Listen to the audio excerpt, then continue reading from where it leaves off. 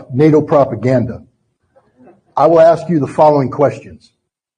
How many Kosovars were ethnically cleansed, murdered by the Serbians? Give me a number. Nope, keep going. Less, keep going.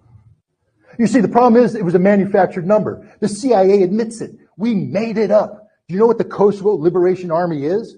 The KLA? They were a CIA-trained organization who was tasked by the CIA for carrying out operations inside Kosovo against Serbian populations to provoke the Serbian army and security forces into reacting. There was one village, it begins with an R, Radek or something, I can't remember. Do you know it?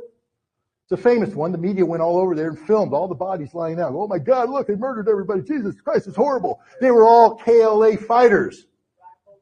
There were no civilians involved in that. Okay, they were KLL fighters who were fighting them.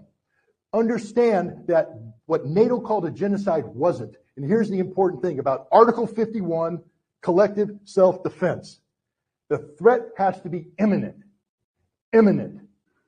And the case made by NATO for the imminent need for intervention was a genocide that never